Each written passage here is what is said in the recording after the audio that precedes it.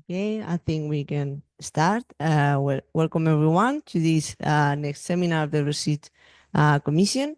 Today we have Daniel to give a talk about pushing the frontiers of galaxy evolution modeling with multi-scale simulations and machine learning. If you want to. Okay, welcome everyone. So it's a pleasure to welcome Daniel. Daniel has been here for the past week lecturing at the winter school that we're organizing on the baryonic cycle, which is finishing today. He's been teaching on hydrodynamic cosmological simulations, and he has accepted to also give a seminar here on his research at the IAC. Daniel is from Madrid, but he's done all his career in the United States. He did his PhD in Arizona, then went to Northwestern in Chicago, and also he was a fellow at the Flatiron Institute, and now he's assistant professor at the University of Connecticut, where he's leading a group on, machine learning simulations and trying to push the frontiers, as he will tell us, of multi-scale simulation. So Daniel, thank you very much for being here, and yeah, the floor is yours.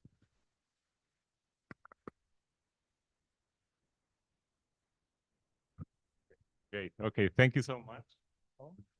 Yes. Okay. Yeah. Thanks so much. I'm super happy to be here. This week at the winter school has been, yeah, super, lots of action, exciting students. So it's been now great to, yeah, be here. So I'm very grateful for the invitation. Since I was a student, I wanted to come to the winter school. I never managed to come as a student. So it's been great to be able to be here. And yeah, I'm super happy to be able to share some recent results from our group on using hydrodynamic simulations to understand different aspects of galaxy evolution. And so I'm gonna divide the talk in sort of two different areas. So first, we're gonna try to do high-resolution simulations to try to understand the physics of supermassive black hole growth and feedback in galaxies. And then the second half of the talk will be sort of the opposite. It will be trying to think more about how we can use cosmological hydrodynamic simulations to inform cosmology, and then what are some of the limitations on doing this, and some sort of recent new approaches that we are trying. And so the animation that you can see in the background, this is one of these high-resolution models looking at how supermassive black holes accrete gas. So this is, we are looking at just the central 100 parsecs of a massive galaxy. So this is really zooming into the center, and we see how there are filaments of dense gas in this very turbulent nuclear interstellar medium feeding the black hole.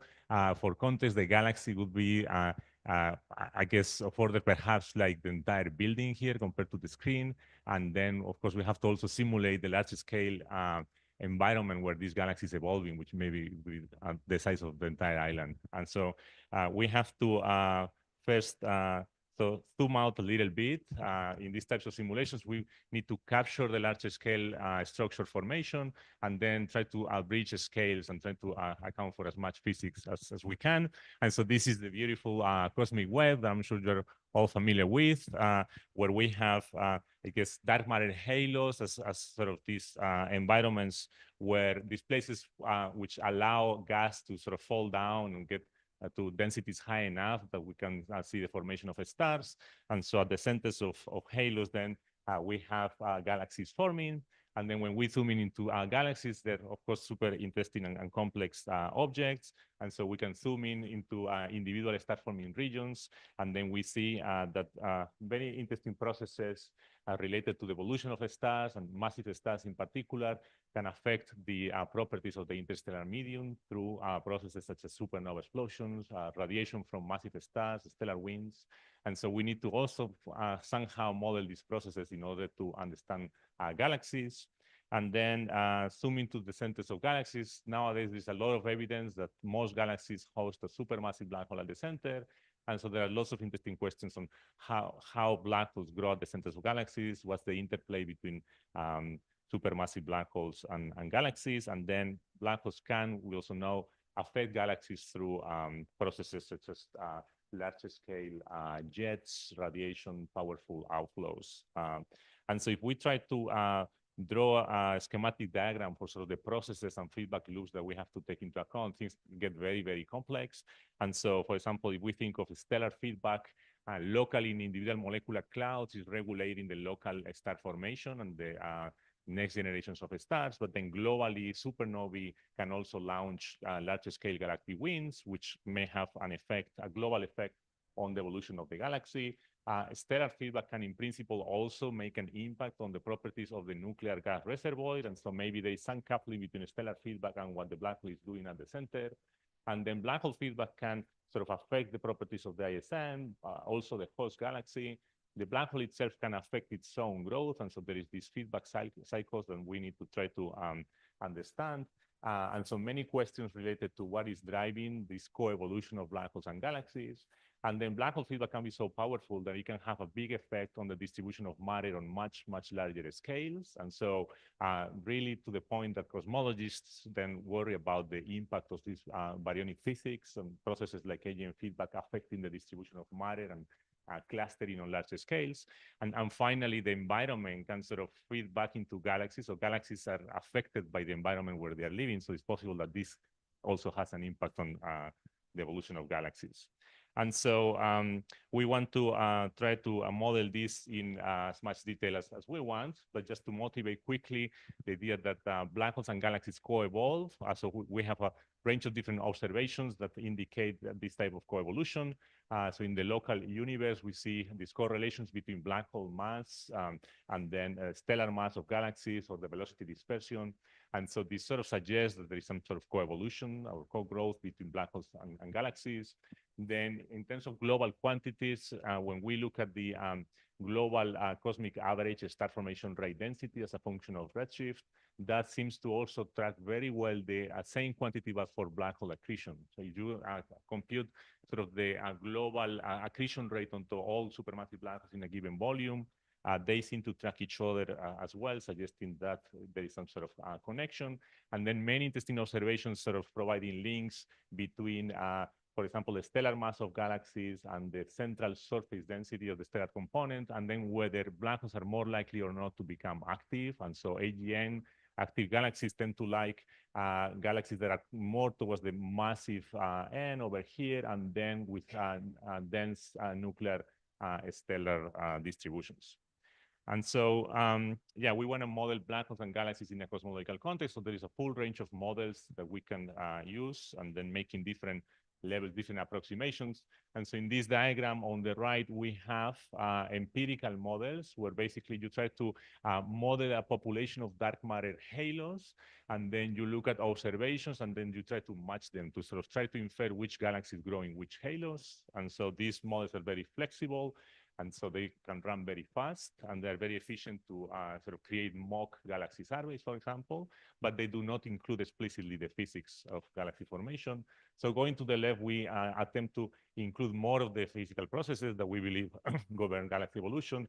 And so semi-analytic models are basically the next step in modeling the physics. The backbone is still dark matter only simulations where you trace the growth of dark matter halos. And then on top of this, you add analytic equations to describe sort of processes such as gas cooling or accretion onto the centers of halos, and then star formation and so on. But those models do not explicitly try to model the spatial distribution of all of these properties. And so finally, we get to hydrodynamic simulations, which are among all of these models, the ones that where we try to include the physics as explicitly as possible. So these are three-dimensional simulations where we follow the evolution of gravity and hydrodynamics, and along with many other processes such as star formation, stellar evolution, chemical evolution, relative cooling of gas, and then feedback processes from stars and supermassive black holes. And of course, we try to make these, model these processes as explicitly as possible, but it's incredibly challenging. So in most of these cases, we need to come up with like simple recipes to try to account for these processes because of, in part, the huge range of scale that we are dealing with.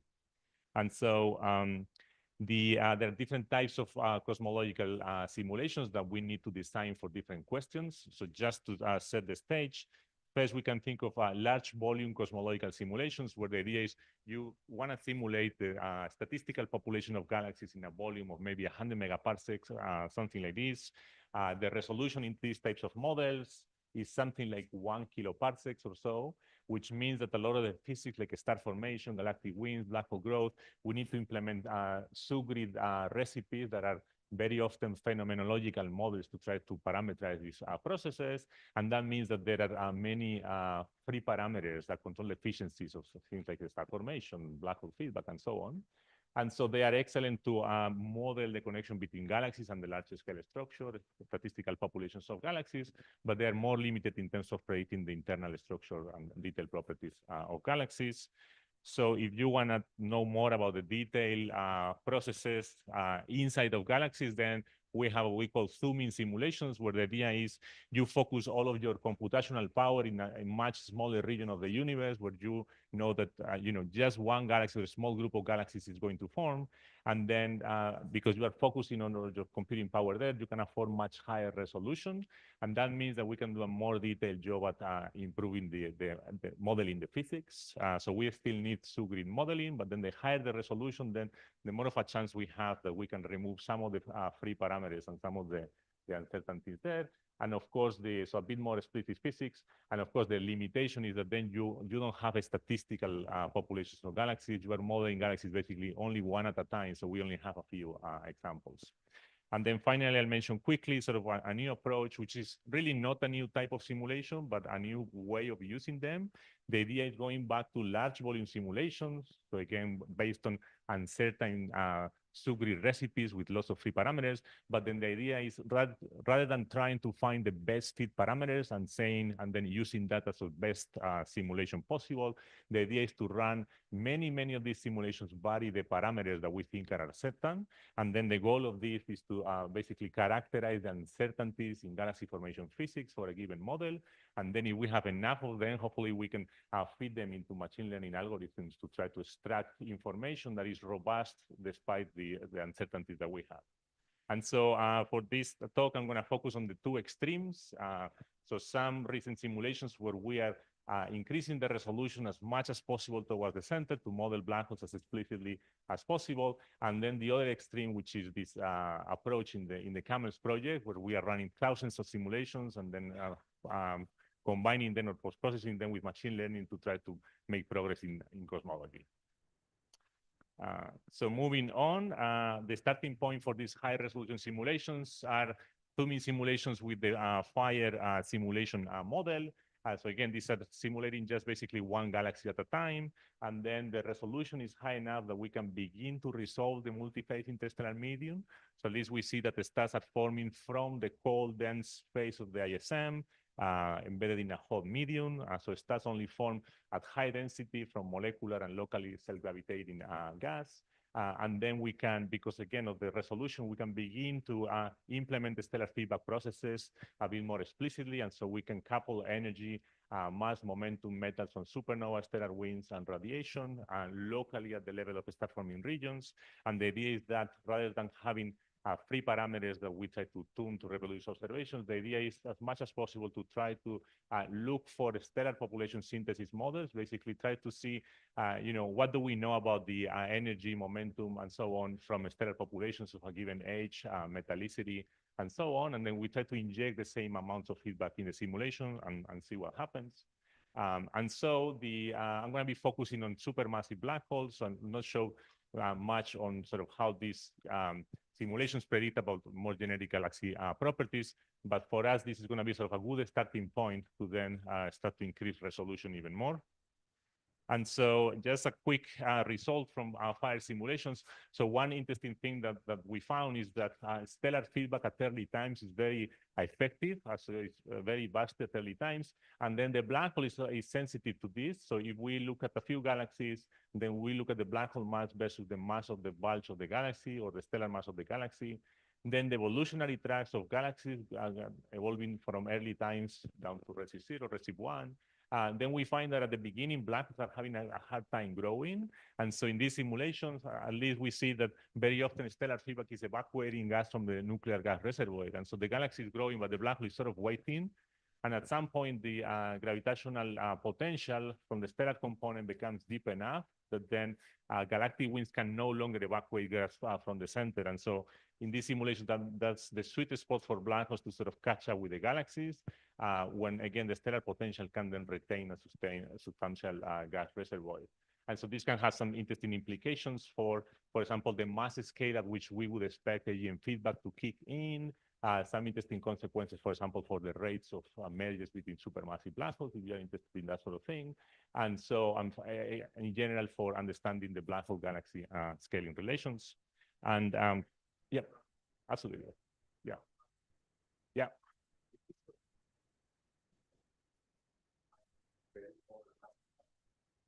So, yeah, great question. So, I mean, there are models. This is still depends on the efficiencies that we assume for accretion rate, for example. So in this particular model, if you tune your accretion efficiency so that you land on the scaling relation at the end, then this is the kind of evolution that we predict. In order to have overmassive black holes, like as suggested in JWST, you need to either assume like higher accretion efficiencies, which perhaps the accretion efficiency depends on the environment, or there is also a possibility that we see sort of a bit of the tip of the iceberg, and it's always easier to detect observationally the outliers sort of above. And so, yeah, another question? Yeah.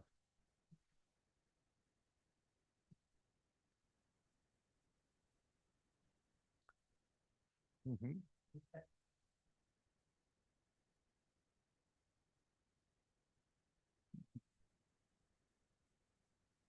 Yeah, great point. And then the early evolution is also very depending on the mass of the black hole seed, which we know very little about. And so, yeah, I think that, yeah, pushing to higher and higher redshift with the LST sort of, yeah, I think it's going to allow us to improve a lot on this model. Yeah. And so, and actually, or I missed that slide, but this has been seen by many other simulation groups, this type of effect of stellar feedback on black hole growth at early times. But then, despite the fact that we model these processes in very different ways, but I don't think this is an established thing. Absolutely not. So this just, yeah, still very uncertain. Yeah. Okay. So the idea is that, well, so in these 5 simulations, the resolution that we had was of order between 10 and 100 parsecs, which is still very high resolution for a massive galaxy, but these are still standard zooming simulations.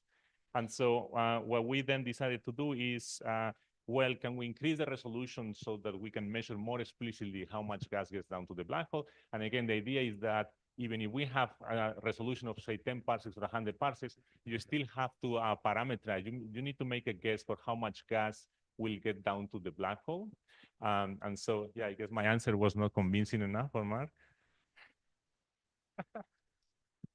So, and so the idea is we want to try to remove some of those uncertainties. And so the closer we can get to the black hole and let the hydrodynamics tell us how much gas is getting there, then the less uncertainties in terms of subgrid modeling. So what we do is we take one of these 5 simulations at a snapshot that we believe is interesting for some reason, and then what we do is we restart the simulation and then start splitting the gas resolution elements when gas gets closer and closer to the black hole. And the idea is that this is going to allow us to basically model inflow rates at much higher resolution.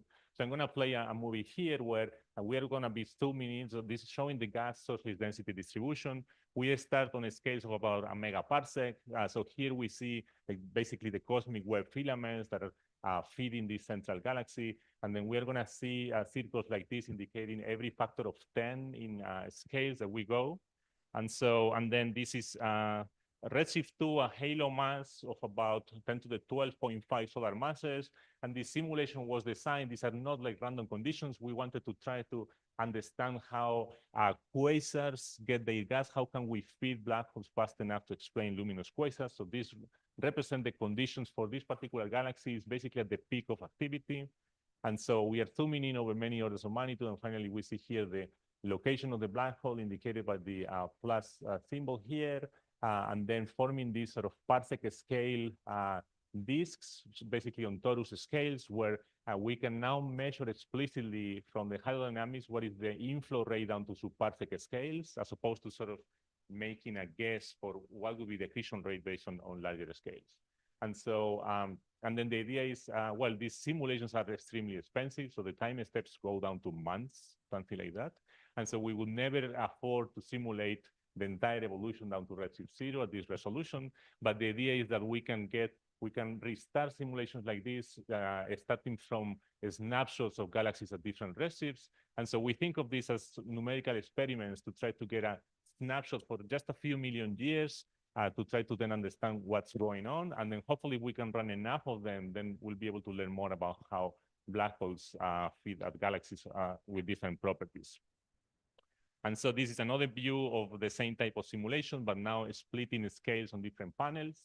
And so here on the top left, this is basically a group of galaxies on the scales of a couple of megaparsecs. And actually the colors here, this is now mock 3-color images, try to make it realistic. So this is something like 3-color like UGR bands. So this is how this will look like if we had incredibly high resolution. And then, yeah, from group scales, we are zooming in down to the central 10 parsecs or so. And so you can see how the nuclear region for these particular conditions is extremely turbulent.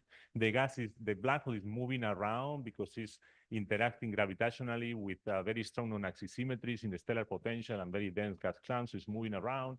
And then it's capturing gas that falls in through filaments that keep changing in direction all the time. So this was kind of interesting to see in the simulation that the parsec scale disk that is feeding the black hole that is forming and being destroyed and accreted and reformed in basically random directions. So the idea is that here, it doesn't matter what the galaxy is doing on larger scales. The accretion disk is sort of changing direction very, very rapidly. And then another interesting thing to note is that, well, if we look at the upper panels, it's like nothing seems to be happening over here. And it's just because the time scales for things to change on galaxy scales are much, much longer. And so while the galaxy is sort of frozen, while there is a lot of action happening and much smaller dynamical time scales towards the center. And so that's in addition to the, yes. So that would be the typical sort of dynamical velocity for this. This is orbiting on a scales of about a few tens of parsecs in this case. And so for a massive galaxy like this, it might be, I don't know, maybe a couple 100 kilometers per second, something like this. So that would be sort of the typical orbital velocity on those scales. So that has an effect on the accretion disk. And so that's right. So the black hole is trying to accrete while being moved around by the non-symmetries in the stellar potential. And so this can play a role on the accretion properties and variability. And actually, these particular conditions I'm going to show in a moment predict variations in accretion rate of up to 4 orders of magnitude on very short time scales. On a time scale of 1 million years or so, we see lots of variation in accretion, in part because of the sort of movement of the black hole and how it interacts with the surrounding gas. Yep. Yeah, so the full animation is like 3 million years here. And so, yeah, in between frames, it might be like 0.01 million years, something like that. The whole animation is like 3 million years. So this is just a tiny fraction of cosmic time. So that's why we have to do repeat experiments like this, focusing on different galaxy conditions to sort of learn what happens. So that's the limitation of the approach. And then I'll just listed here sort of many of the technical challenges that we had to sort of figure out in order for the code to be able to handle the full range of scales, the changing resolution across the scales, and things that I'll not have time to discuss, but I'm happy to talk about later. And then this is just illustrating the increase in resolution. So this on the left, this is the gas surface density distribution in the inner 100 parsecs for a standard thumbing simulation. So this is really not very well resolved. Mass resolution is 30,000 solar masses. This is still very high resolution for like a massive galaxy for standard simulations.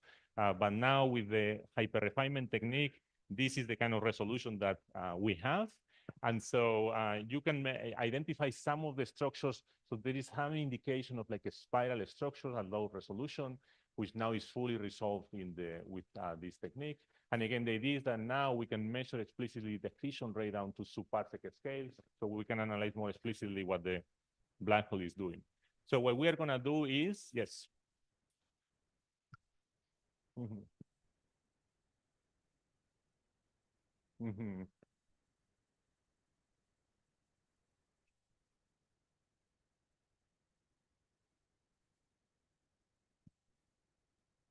Yeah. Absolutely. Yeah. Great question. So these simulations, we are not including black hole feedback. Because accretion on itself is like complicated enough, and we wanted to sort of split or study, simplify a little bit. But then I'm going to show later models that we have that can inject AGN winds, basically a resolution comparable to the resolution that we get here for accretion. So we still don't have cell-consistent models of doing at the same time accretion and feedback at this resolution. That's right. So we have many groups have models for coupled accretion and feedback on different scales. We are working towards doing that at this resolution.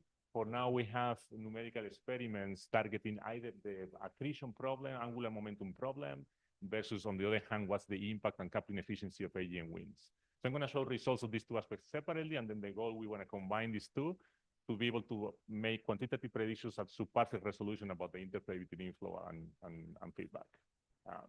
Great. So this is the black hole accretion rate as a function of cosmic time, as predicted by a subgrid model that we have. It doesn't matter the details of the model, but this is just for context. This is what the standard simulation would predict. So very vastly behavior at the beginning. Then this is sort of when this particular galaxy becomes less bursty. So the accretion, according to the subgrid model, becomes more steady. And so what we do is we use this simulation to select the snapshots to then do the hyper refinement to actually measure explicitly the inflow rate. And so we were interested in the question of how to explain luminous quasars. This has been a long-standing problem.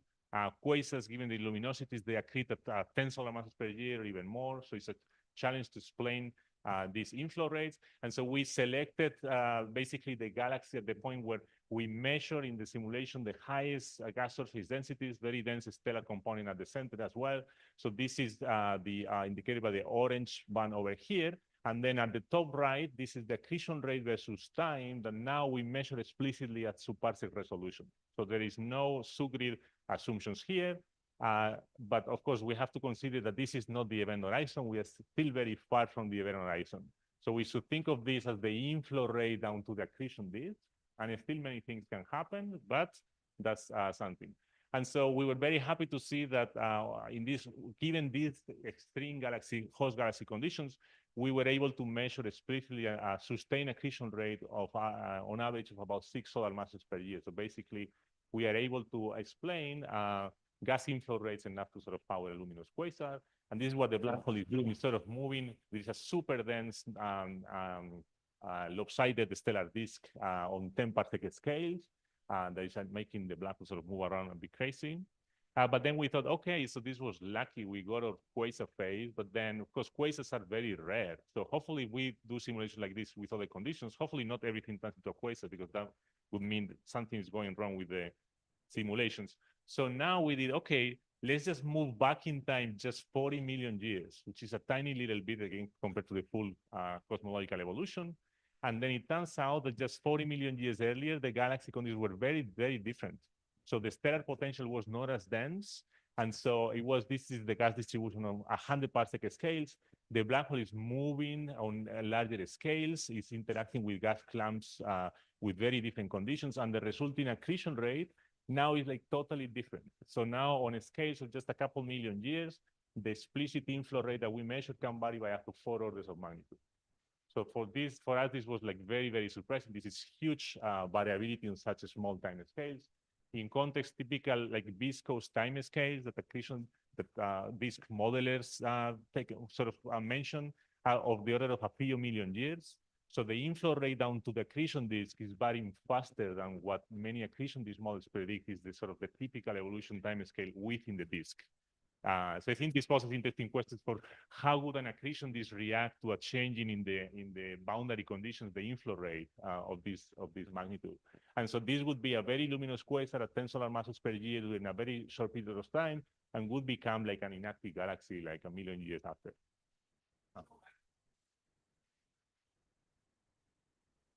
Nock is here. So this is just, we are just, the black hole is at the center. The black hole is accreting gas that we identify as gravitationally bound within 0.1 parsecs. And then this is just the measure. So we are just making a measurement of the inflow rate. And so sometimes when there is a peak down over here, that means that no gas, almost no gas reached the 0.1 parsec at least gravitationally bound. And then when we have a peak of 10,000 masses per year, that was likely when there was a massive gas clamp gravitationally captured with a lot of high inflow rate on those scales. Yeah. All right, so, and then we said, okay, let's now go to our lower redshifts. And so at low redshift, these galaxies, massive galaxy, much lower gas fractions, it forms a very thin gas disk, which is sort of very well behaved on lattice scales, but interestingly, in the central nuclear region, this is again a scale of 100 parsecs, we see the formation of this cavity. And there is no AGN feedback here. So this is actually just a stellar feedback. This gas is being consumed by star formation, and there is a stellar feedback. And so we see possibly also resonant forces here. So bottom line is we see completely different conditions. So in this case, the black hole spends a lot of time at the center of a cavity with low density hot gas, which is it's not good to accrete. And so it spends extended periods of time with no accretion that we can measure. So this would be really inactive phases. And then from time to time, there is like a gas clamp or a filament that gets destabilized and is torqued by the stars. And then it falls down to the center and then feeds the black hole for like a million years or two. And then we have this active phase. And so for us, it was, again, very surprising. So if we go back to our standard accretion model, it would just predict just a steady accretion non-stop all the time.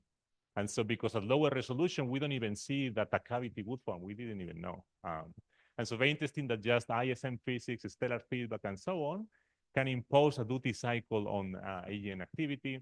And this is, again, a duty cycle on the inflow rate down to the accretion disk. On top of this, of course, we would expect a lot more like variability just due to accretion disk physics. So yeah, in summary, basically every experiment that we try was like a bit of a surprise, which I think is good motivation for us to do like many more of these, and that's sort of one goal that we have. And so lots of very interesting things that we can study with these types of simulations. I'm just here in summarizing quickly some of these. So we can study in detail what is the physical, what is driving the gas inflows on different scales.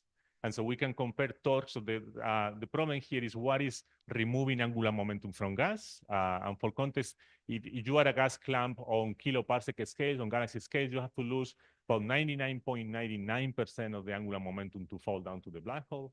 And so what is the mechanism doing this? So we found that on the full range of scales, from like 10 kiloparsecs down to 0.1 parsecs, stellar torque, so non-asymmetries in the stellar potential, torque in the gas dominates the angular momentum transport over the full range of scales. This has been sort of known through experiments and analysis for years, but I think this is one of the first models that can sort of capture the full range of scales at once.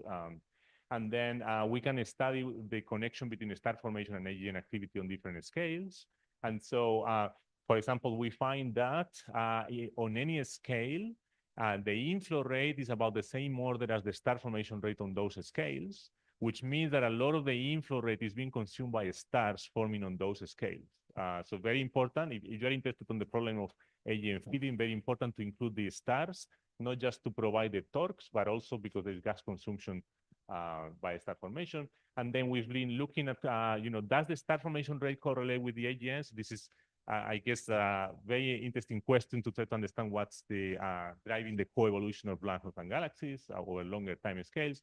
And so what we see is that if we compare the global star formation rate versus the instantaneous accretion rate, then the correlation is very, very bad because the accretion rate is varying on much shorter time scales.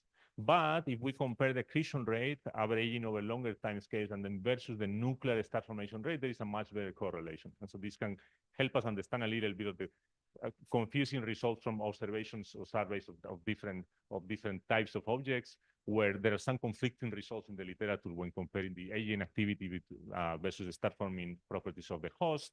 And then, as I mentioned, very interesting to look at the angular momentum of gas and the formation of misaligned gas structures on basically all the scales. And so observations, for example, we see that jets can be pointing in basically any random direction relative to the disk of the galaxy. And we can understand this as basically the accretion disk forming by accreting these clamps in basically any random direction. So I think I have to speed up a little bit. But I'll just mention sort of the next stage in sort of these types of simulations, bridging scales, which is the question, well, if you've been able to model down to 0.1 parsecs, like what is stopping you from like, just keep going? Why don't we go down to the event horizon? Well, so there is a lot more physics that then we need to capture for that to happen.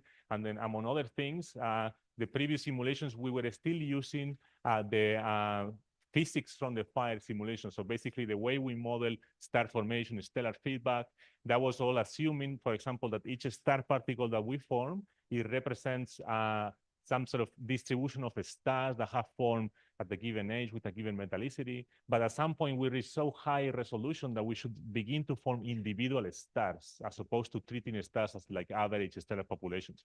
So basically what we've done more recently, there are a couple of papers led by Phil Hopkins on this. The idea was to basically combine two different codes. So we have on galaxy scales, or basically down to the same scales as we have done before, is still the galaxy formation model. But then we switch a very high resolution, we switch to a model that they have implemented like that can treat the formation of individual stars. So this is the StarForge model led by Mike Grudrick and Phil Hopkins and others. And so the idea is that now the code is switching from the galaxy formation model, the fire model, down to forming individual stars. And this is tracking even like protostar, protostellar evolution, protostellar jets. And so now there is, along with, I guess, a lot of other physics that I'm not listing here. So this is now full radiation MHD simulations. So a lot more physics included. And so we believe that that's enough to begin to model accretion disk physics. This is still Newtonian gravity, so we cannot get too close to the black hole event horizon because this is not GR. But very interestingly, these simulations predict the end of a star formation when you get closer and closer to the black hole. And the idea is that this accretion disk that forms, basically gas below 0.1 parsec, it becomes so dense that it becomes optically thick to its own cooling radiation. So it becomes warmer and therefore more stable against instabilities. And then the magnetic field intensity increases and it becomes very strongly magnetically dominated, which again prevents the gas from fragmenting and forming stars. And so we literally see the end of a star formation and the beginning of the accretion disk, where now what that means is that the stellar torques that were dominating the angular momentum transport, now they are gone. So now the angular momentum transport is dominated by MHD processes. And so more on the accretion disk regime. And then very interestingly, the properties of the accretion disk are very, very different from like most accretion disk models in the literature.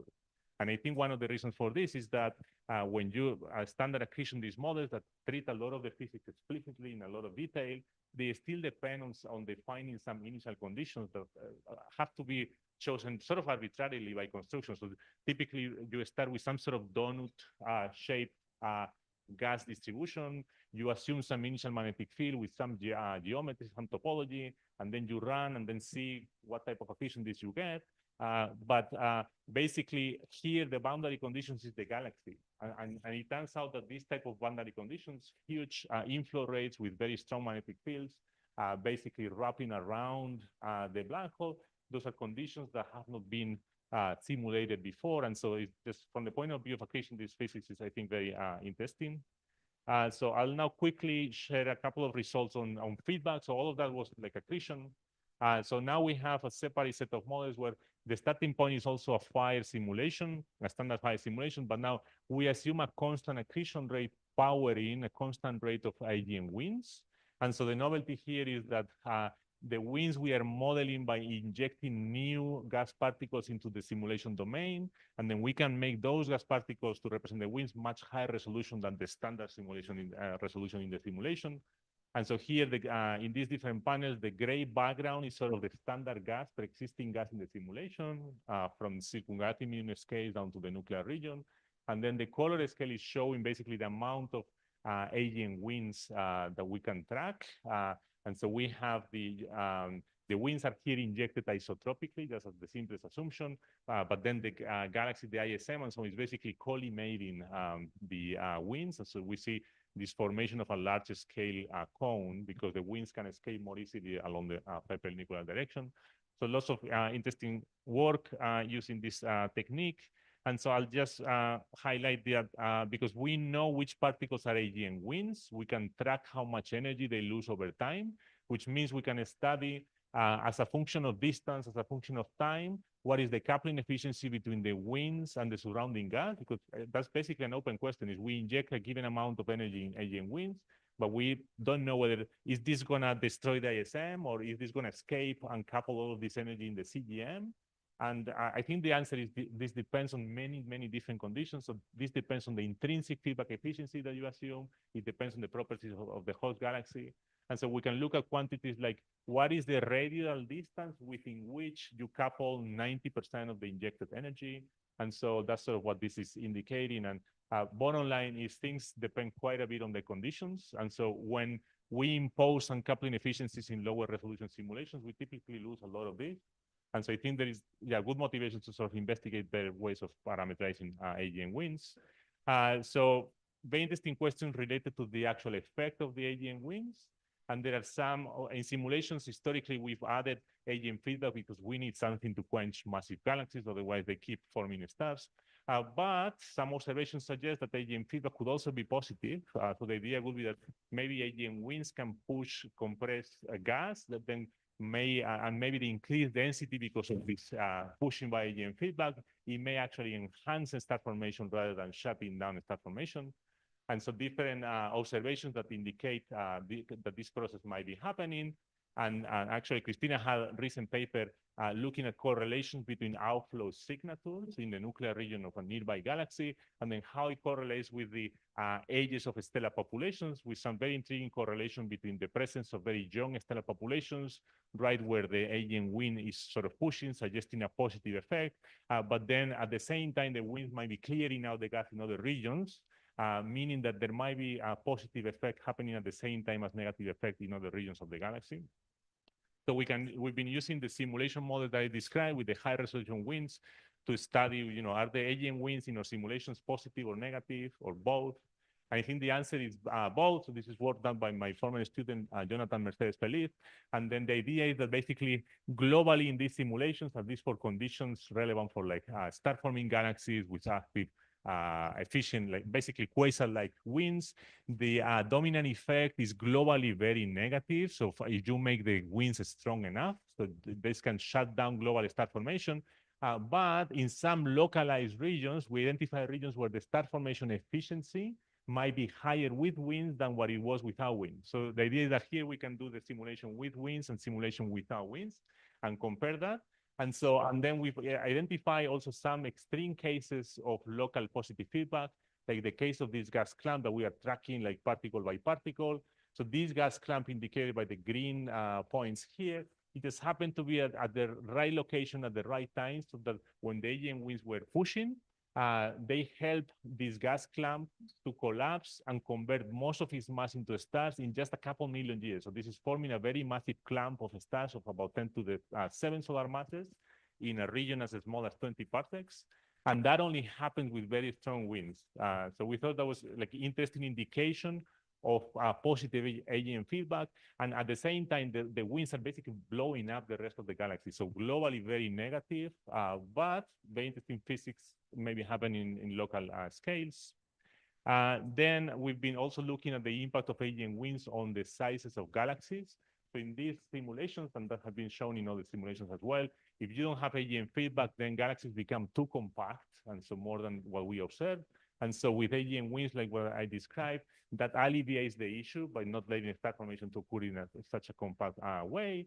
And then on top of this, we've been looking at basically converting the simulations that all model intrinsic properties like stellar mass, star formation rate, and so on into observables. And so Rachel Cochrane has led a lot of very interesting work converting simulation data into actual observables, so we can do a more apples-to-apples comparison, and seeing some interesting effects due to dust obscuration and important implications for how we infer about galaxies.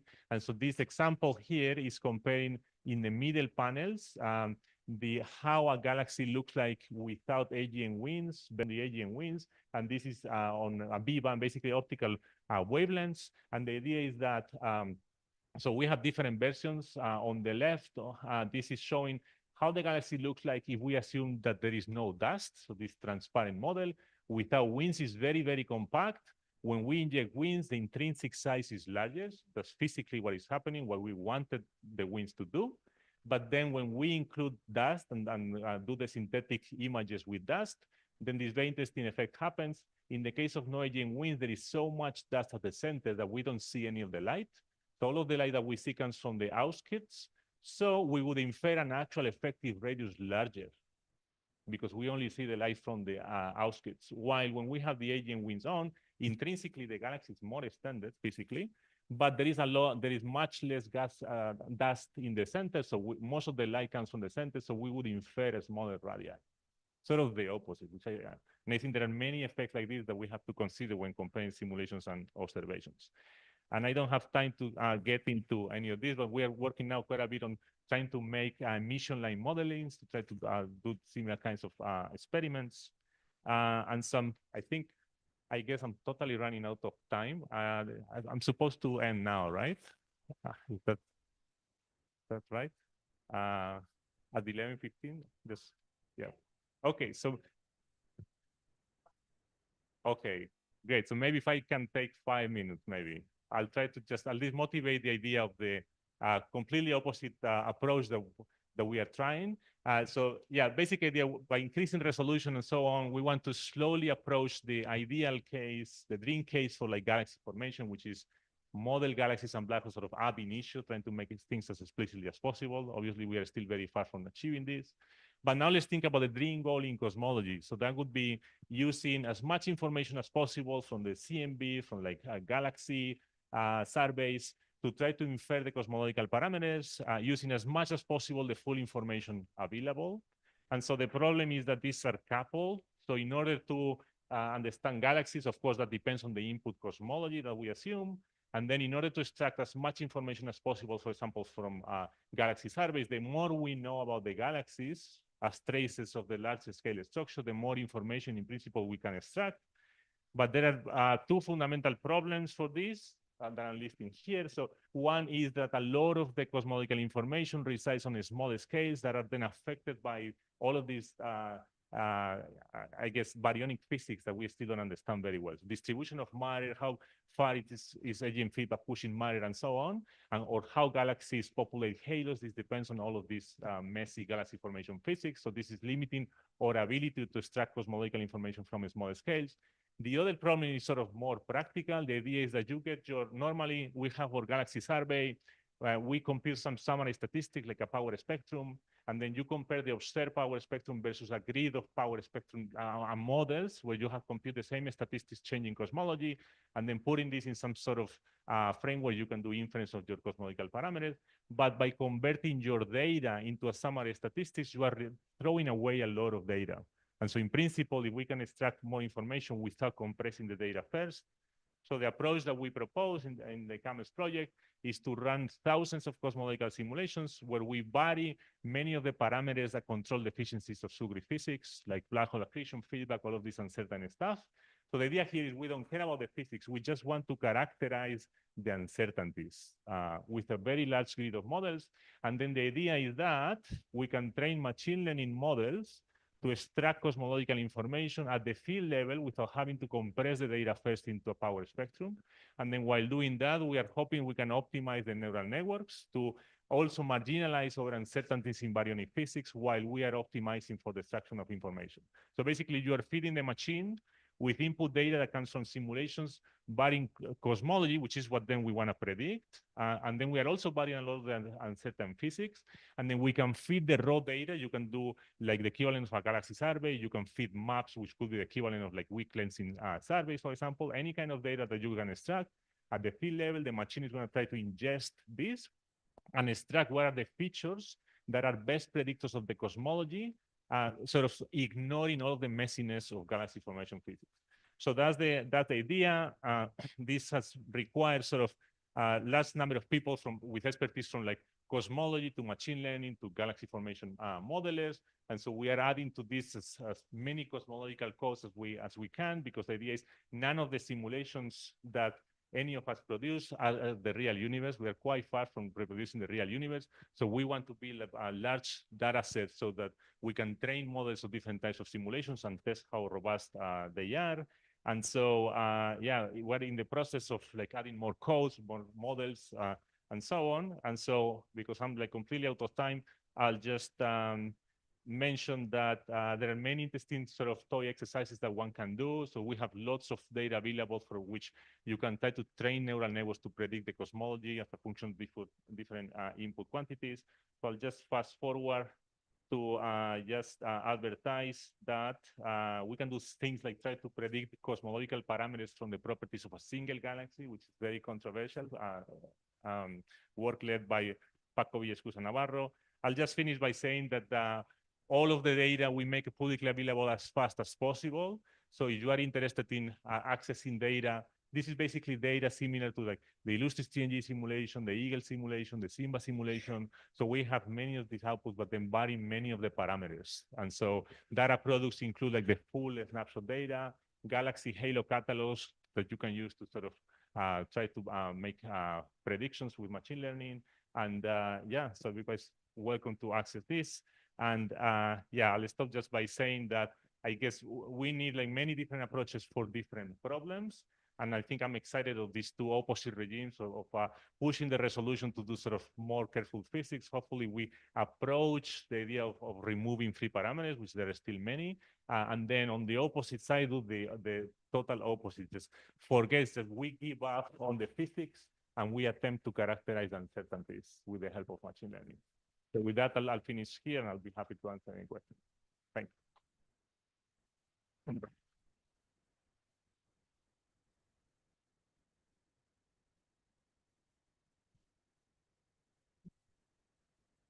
Yeah. Okay, so thank you, Daniel, for a nice talk. Any questions? Yeah.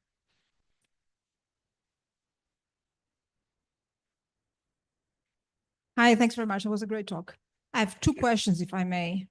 So going backwards in time. The first one is regarding the second part of your talk. So are the time scales of the effect of the positive and negative feedback in the same galaxy comparable? Yeah, so I think, yeah, this is all happening, if I can play here. So we basically, we switch on the winds in these type of experiments at some given time. And so at the same time as parts of the galaxy are just being ejected away by the winds, and we see this very strong negative effect.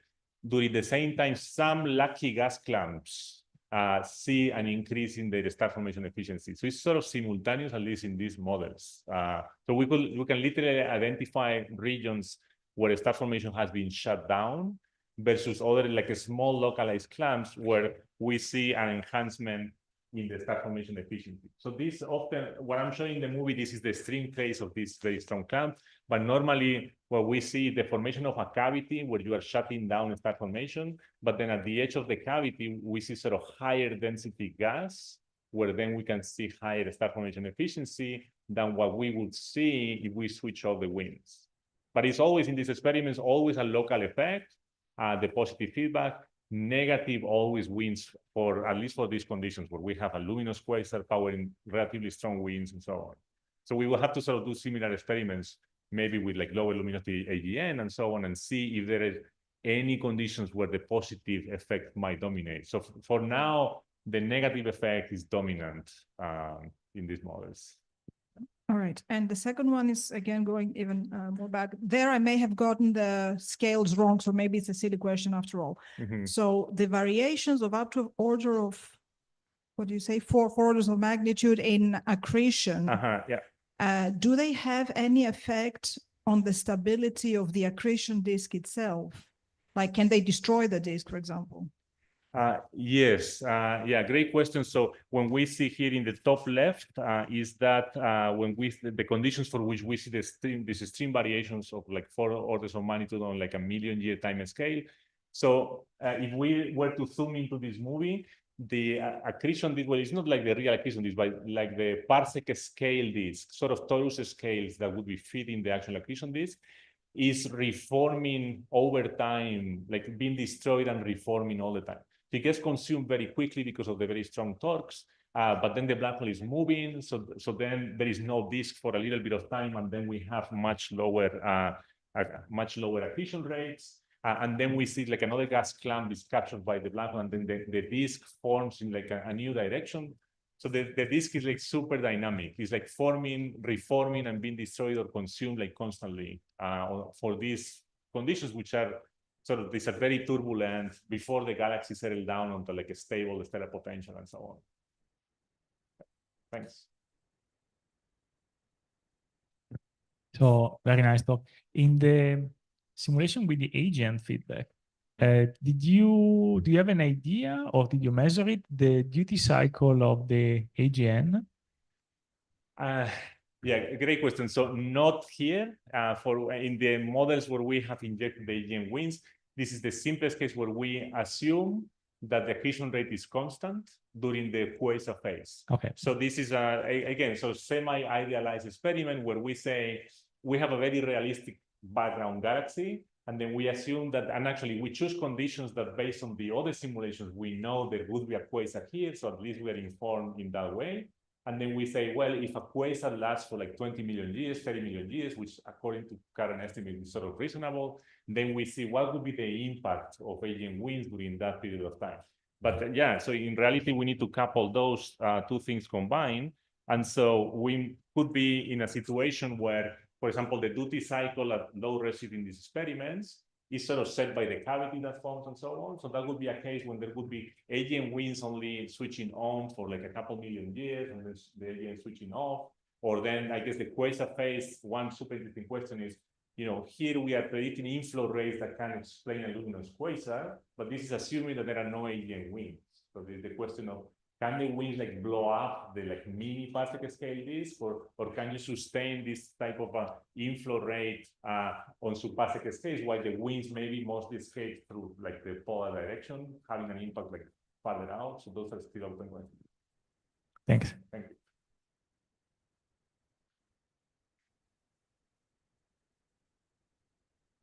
So do you have any thoughts on how viable it is for dwarf galaxies to host intermediate mass black holes, and whether you expect any modifications in the scaling relations for black holes in that mass regime? Yeah, great question. So I haven't worked a lot on dwarf galaxies. The problem of like black holes in dwarfs, their dynamics, how well they accrete, how important AGN feedback might be. I think, yeah, I guess we have experts here in dwarf galaxies, and I think there are many interesting questions. I guess the connection of with black hole seeds, like do dwarfs today, do they host black holes that are so representative of perhaps the initial black hole seeds? Yeah, I guess a number of groups are exploring this. In the FIRE group, we have some recent simulations where some of the dwarf galaxies, we have some models for black holes. And then I guess one very challenging aspect is, you know, can you build a black hole model that can successfully work across the full mass range? And so there was a paper in the FIRE group led by Sarah Wellons, where we were trying like hundreds of variations of accretion and feedback and different efficiencies. And then it's really easy to like, you know, match the massive galaxies and then completely destroy the dwarfs, or like the opposite. And so, yeah, just comparing what the dwarfs are doing and the Milky Way mass and higher mass galaxies, that is actually narrowing down the range of parameters quite a bit. So I think is, yeah, adding the dwarfs to the mix is like super interesting, and many important questions for yeah, the impact in galaxies, whether they have any impact on like the dark matter distribution, things like this. All right, thanks. Thank you. Any other questions? So what is driving the motion of the supermassive black hole? Are they single stellar cluster nearby? Yeah, so we have in the conditions that where we see the black hole move the most. This is so there are here we only see the gas clamps, but there is a lot of mass in these gas clamps, and so that's definitely part of the reason the black hole is moving. But then the stellar potential is still not like super well formed, so there are very massive like stellar clamps, and then the stellar potential is very non-axisymmetric. And so if we look at, here I don't have that, but in the paper we have maps of the stellar component highlighting the non-axisymmetries. And so sometimes we see for these conditions, the galaxy is very non-axisymmetric on kiloparsec scales. Like imagine a kiloparsec scale stellar disk, which is very lopsided. And so the black hole is like responding to this, like moving on orders of a few tens of parsecs in this case. So I wonder whether this kind of effect can solve this so-called final parsec scale for merging two supermassive black holes. Okay. Do you have any thought on that? Yeah, maybe solving that or maybe making it even more difficult. Yeah. Yeah, I know. So if there was a very interesting question, if there was a second black hole falling in, imagine two black holes interacting with the background potential. Yeah. So maybe, I mean, some models, I think in some models it helps if there is gas around, for example, so that black holes can exchange some of the angular momentum, transfer that to sort of the background gas, and that's in some models that helps them sink faster. But I think some other models predict the opposite. If there are massive clumps that can scatter the black holes, it may can. In some models, the black holes end up scattering more and having a harder time of going to the center. Okay, thank you. Yeah, very interesting problem. Thanks. Hi, and thanks for the talk. So do you know if any stellar structure at the nuclear scale is forming your high resolution simulations, like smaller than 100 parsecs, for example? Yeah, so yeah, I guess in the standard simulations that we have, so we do get to see the formation of these like nuclear stellar disks, which are at least for these conditions can be very non-axis symmetric. When we switch on the very high resolution, then we can follow the star formation down to smaller scales. And so we see sort of similar non-axis symmetries forming at smaller and smaller scales, which has been predicted by models.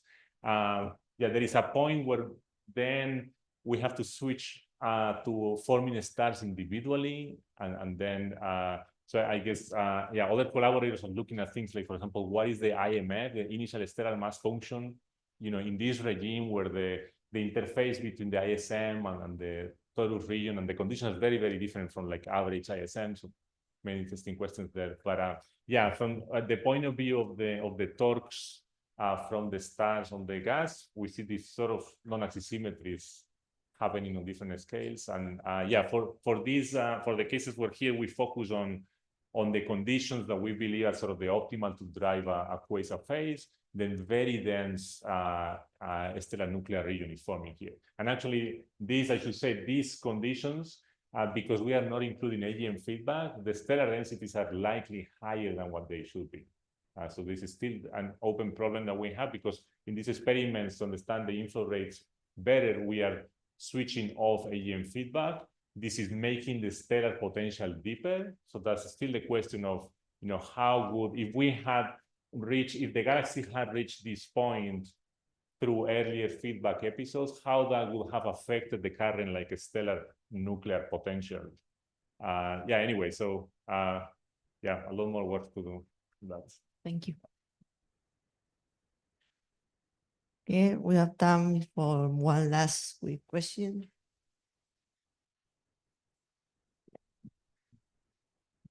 So technical question, you explain how you do star formation rate, at least the previous model, how it's gonna change now. So on the particle splitting side. Oh no. Yes. So you start from some scale, and then you start to go down in resolution, well, go up in resolution. Mm. So are you taking into account, or the model, not you, but the developers, is it taking into account that you should add some turbulence to the gas every time you step in, because you start from some scale in which you resolve turbulence, and then you start to resolve scales where you never try to resolve turbulence, right?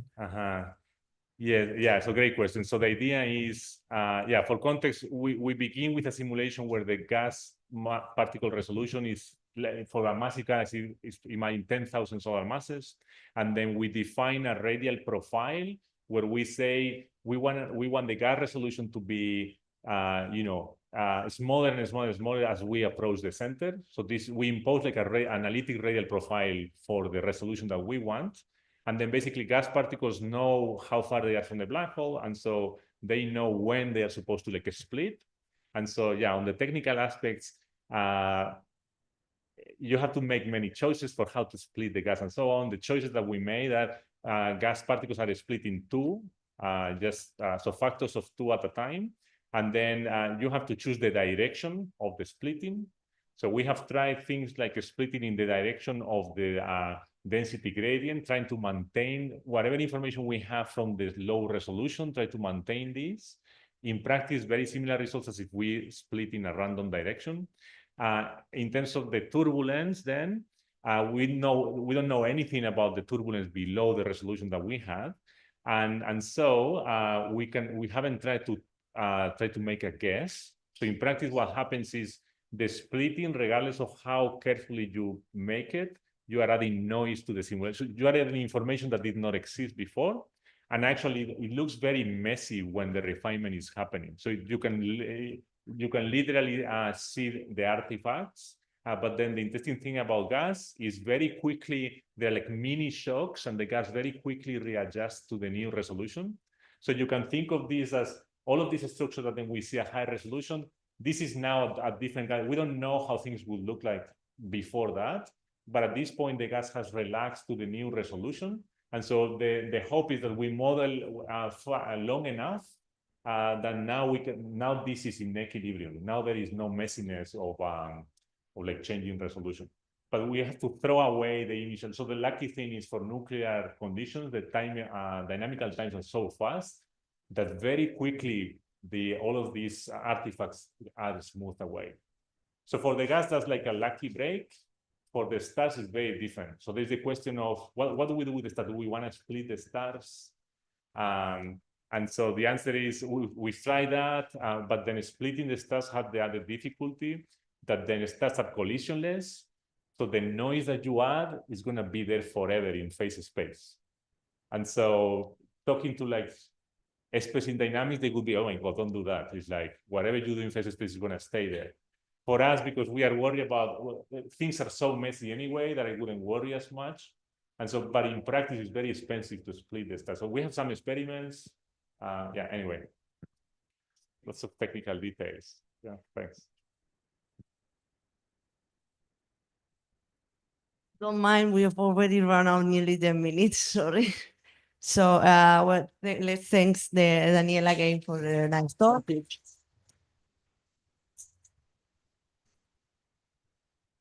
And remember, you can now enjoy the coffee in the cafeteria and talk to Daniel for any other questions. Thank you. Thank you. Sebastián, dime. Ok, tú coges y ese problema que tengo con estas simulaciones subgrid, que luego simulaciones que ¿cómo parte las cosas? Parte las cosas, ¿vale? Al principio tienes cosas súper raras, ellos estabilizarse y parece que todo está bien. Sí. ¿Habéis intentado hacer un forward modeling y volver hacia atrás? O sea, a low resolution, tienes y tú estás corriendo la baja resolución la estás corriendo una escala de tiempo que cubre el periodo de la alta resolución. Luego la alta resolución la puedes ahora, digo, bueno, ok, para ver si realmente este splitting que has hecho no tiene efectos. No tiene efectos, puedo agarrar esto, degradar a la baja resolución y ver si empata. Porque si no empata, el splitting que has hecho podría indicar que hemos afectado. Exacto, deberías de pegarlo en los dos lados. Si lo haces por todas las escalas. Lo que pasa es que, sí, y de hecho, hacer el merging, reducir la resolución, es más fácil. Claro. No, es más fácil. No, porque no tiene la incertidumbre, por ejemplo, cuando hacemos el splitting hay que escoger la dirección. Pero el otro no, el otro es.